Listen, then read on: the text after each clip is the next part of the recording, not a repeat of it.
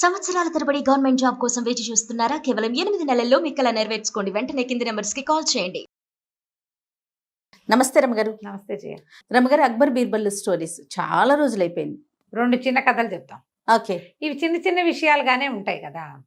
ఒకసారిట అక్బర్ గారు ఈ మన సభలో కూర్చున్నప్పుడు రకరకాల డిస్కషన్స్ వస్తాయి. ప్రతిసారి రాజ్యాంగాలే ఉండవు కదా. రాజ్యాంగము, మంత్రిత్వము, హడావిడి ఏమి ఉండదు. ప్రజలంతా తీర్చి ఉంటారు. కొంతమంది ఏదో మాటామంతి ఎవరైనా ఒకళ్ళు మంచి వాక్యాలు చెప్తే దాని మీద డిస్కషన్లో పెడతారు. అయితే అక్బర్ గారికి ఒక విచిత్రమైన డౌట్ వచ్చిందట. ఆయన అలాంటివన్నీ చిక్కుగా ఉండే ఆన్సర్లన్నీ బీర్బల్ దగ్గర నుంచే ఎక్స్పెక్ట్ చేసేవాడు. ఆయన తన అరిచేతులు చూసుకుంటూ, బీర్బల్ ఎందుకో శరీరం అంతా వెంట్రుకలుండే, అరిచేతుల్లో వెంట్రుకలు ఏమేమిటి నాకు అని అడిగాడు. సహజంగా అందరికి వచ్చాను మనం వినండోయి కదా. సరే, జనాలంతా చూస్తున్నారు కుతూహలంగా. ఏం చెప్తారు, ఏం చెప్పాలి? ఉండవండి, అందరికీ ఉండవు, మీకు లేవు అంటే ఆయనకి ఏమనిపిస్తుందో. నేను అందరూ ఒకటేనా అనిపించదు రాజుకి. మరి అయితే ఆ బీర్బల్ అన్నాడు, ఏముంది మహాప్రభు, జహాపన, మీరు అపరిమితమైన దాతృత్వం, మీకు ఎంత దానపరత్వం అంటే అందరికీ జనాలకి ఇచ్చి ఇచ్చి ఇచ్చి ఇచ్చి రాపిడికి అరిచేతుల వెంట్రుకల్ని రాలిపోయినాయండి మీకు. అవునా అన్నాడు. బీర్బల్, నీ అరిచేతులు చూపించు అన్నాడు ఆయన. బీర్బల్ అరిచేతులు చూపించాడు. 2 అరిచేతులు నీకు కూడా లేవు కదా అన్నాడు. నువ్వెవరికి ఇచ్చావు? ఇస్తే రాలిపోతాయి అన్నావు, నువ్వెవరికి ఇచ్చావు అనగానే తిప్పుకున్నాడు ఈయన. బాగా ఆలోచించి ఏమన్నాడు, అదేం జహాపన, మీరు ఇస్తే పుచ్చుకొని పుచ్చుకొని పుచ్చుకొని నా చేతిలో అవన్నీ అరిపోయినాయండి, వెంట్రుకలు ఊడిపోయినాయి అన్నాక ఈ కూర్చున్న వాళ్ళందరినీ ఒక్కొక్కళ్ళ అరిచేతులు చూస్తున్నాడు రాజు.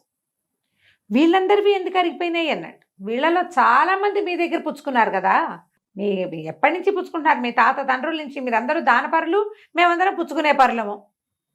అంచేత ఊడిపోయినాయి. ఊడిపోతే ఇప్పుడు ఎవరికి ఇస్తాడు రాజు? తన దగ్గర నుంచి ఇట్లా ఇవి తీసుకునే వాళ్ళకి. తన దగ్గర పనిచేసే మంత్రులు, సైన్యాధిపతులు వాళ్ళు ఉంటారా, వాళ్ళకేం దానాలు ఇవ్వడు, జీతాలు ఇస్తాడు. అంతేగా. అప్పుడు ఈయనకి డౌట్ వచ్చి అక్బర్ గారు తన మంత్రి, సైన్యాధిపతి వాళ్ళని చేతులు చూపించమన్నాడు. అందరూ చేతులు చూపించారు. అరిచేతులు వెంట్రుకలు ఎట్టా ఉంటాయి. ఆయన సర్కల్లో ఈయన అన్నాడు, అదేంటి బీర్బల్, నువ్వు భలే చెప్పావు.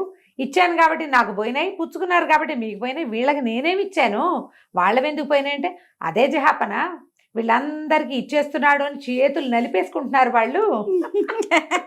చేతులు పీసుకోవటం వల్ల వాళ్ళకి కూడా పోయినాయి. ఆయనకి నవ్వొచ్చింది. రమగారు, ఆయన తెలిసే అడుగుతాడా? యాక్చువల్గా ఈయన చాతుర్యం తెలుసుకోవాలనా? ఏం చెప్తాడో అదే అదే ప్రశ్నకి సమాధానం చెప్పాలి. ఏం చెప్తాడో చూద్దాం. ఎంత ఫన్నీగా, ఎంత తెలివిగా చెప్తాడా అని. మళ్ళీ తను చెప్పిన సమాధానాన్ని ఎట్లా సమర్థించుకుంటాడు. ఇప్పుడు నువ్వు అడుగుతావు జయా నన్ను, ఏదో నేను చెప్పాను, అదేంటి రమ్మగారు నువ్వు క్వశ్చన్ వేసావనుకో, నేను దాన్ని సమర్థించుకునేంత ఉండాలిగా, లేదా నేను తెల్లమొహం వేయాలి. అవును కదా. తెల్లమొహం వేస్తాడా, ఇంకా సమాధానం ఇవ్వగలుగుతాడా చూద్దామని ఉంటుందన్నమాట ఆయనకి. అదే అదే దాంతో ఆయన సమాధానం పడ్డాడు. నవ్వొచ్చింది ఆయనకి. అవునా కాదా అన్నాడు. ఇప్పుడు దానం, రాజుగారి చేత దానాలు పుచ్చుకున్న వాళ్ళందరూ అవునవును, సాధు సాధు బాగా చెప్పాడు అన్నారు. ఈ దానాలు పుచ్చుకోకుండా వీళ్ళకి అన్నీ పోసేస్తున్నాడో అని బాధపడే వాళ్ళందరికీ పచ్చి వెలక్కై గొంతులో పడ్డట్టే. అంతేగా. మొహాలు మార్చుకున్నారు అందరు. మేము చేతులు పిసికేసుకుంటున్నామంటే వాళ్ళని అవమానించినట్టే.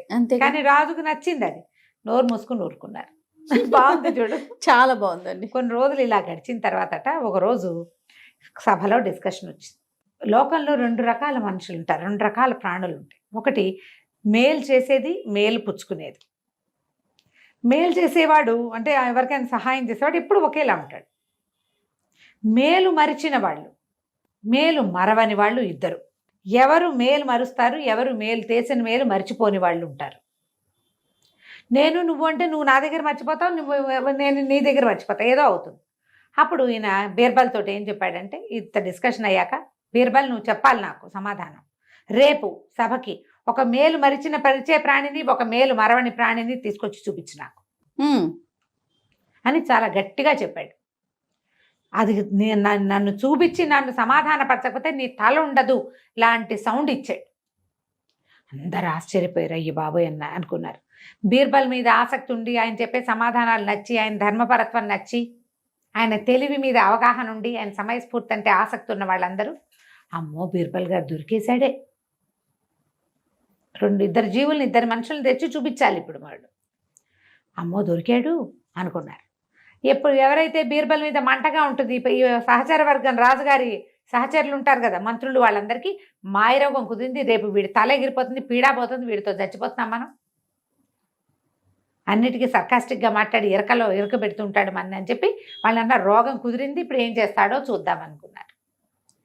బీర్బల్కి కూడా అర్థం కాల, అట్లా ఎట్లా చెప్తాం. ఆయన తల దించుకుని వెళ్ళిపోయాడు. ఇంటికి వెళ్ళాడు. కూతురు ఉంది ఇంట్లో, భలే తెలివిగలదు అమ్మాయి, బీర్బల్ గారి కూతురు. అప్పుడప్పుడు కొన్ని కథల్లో కనపడుతుంటుంది. పిల్ల అన్నం వడ్డించింది, నిదానంగా తింటున్నాడు. ఏదో ఆలోచనలో పడ్డావు అంది. అదేనమ్మా ఇవాళ జహాపనా సభలో ఏదో చెప్పారు, దాన్ని ఎట్లా సమాధానపరచాలా అని చూస్తున్నానంటే ఏమడిగాడో చెప్పు. ఏమడిగాడంటే ఆయన మేలు మరిచే మనిషిని ఒకడిని, మేలు మరవని మనిషిని ఒకడిని చూపించమన్నాడమ్మా, 2 జీవాల్ని చూపించమన్నాడంటే ఇందులో పెద్ద ఆలోచించడానికి ఏముంది నాన్న, రేపు పొద్దున్న తీసుకెళ్తూ కానీ నేను చెప్తాగా అంది. ఆయన కూతురు మీద నమ్మకంతో ప్రశాంతంగా నిద్రపోయాడు. మర్నాడు పొద్దున కూతురు చెప్పింది, మీ అల్లుడిని వెంట పెట్టుకెళ్ళి నాన్న, మన వాకిట్లో కుక్క ఉంది కదా, దాన్ని కూడా మెడకో తాడు కట్టిస్తాను, దాన్ని కూడా మోసుకెళ్ళు అని చెప్పింది. ఈయన మర్నాడు ఆ రోజు పొద్దున తన అల్లుడిని వెంట పెట్టుకెళ్ళాడు. అక్కడి నుంచి కుక్కను కూడా తీసుకెళ్ళాడు. లోపలికి వెళ్ళారు. అల్లుడు పక్కన అవతల కుర్చీలలో కూర్చున్నాడు. బీర్బల్ వాళ్ళు కుర్చీల లైన్ వేరు, ఇట్లా చూడ్డానికి వచ్చిన వాళ్ళ లైన్ వేరు. కుక్కను అల్లుడి దగ్గరే కూర్చోబెట్టారు. సరే అక్బర్ పాదుషా లోపలికి వచ్చాడు. మర్చిపోయాడు అనుకున్నారు. ఆయన కాసేపు పిష్టా గోష్ఠి అవి ఇవి కబుర్లు చెప్పిన తర్వాత, బీర్బల్ నేను మీకు ఒక ప్రశ్న వేశాను, మీరు వాళ్ళు ఎవరిని చూపిస్తున్నారు నాకు అన్నాడు. అనేసరికి తీసుకొచ్చాను ప్రభు, ఇదిగోండి అని అల్లుడు గారు ముందుకు రండి అని. ఈయన ఉన్నారండి అల్లుడు గారు, నా ప్రాణం ఇచ్చేసినా సరే సాటిస్ఫై అవ్వడు, ఎన్ని మేళ్ళు చేసినా ఎంత సహాయం చేసినా నాకేం చేసావు అంటాడు. మేలు మరిచే జాతి ఈయన. అక్కడి నుంచి కుక్క ఉంది చూడండి, దానికి ఒక్క బ్రెడ్ ముక్క వెళ్ళే దారిలో మన చేతితో పడేసామా చాలు, అది మాత్రం చచ్చినా మర్చిపోదు. ఆ బ్రెడ్ ముక్క పెట్టిన వాడిని చూసి తోకాడిచి వాడి దగ్గరికి వెళ్ళి నుంచుంటుంది. వాడి మీద ఏదైనా వాడి కింద పడిపోతే కుయ్యో మొర్రో ఉంటుంది, వాడి పక్కన కూర్చొని ఏడుస్తుంది.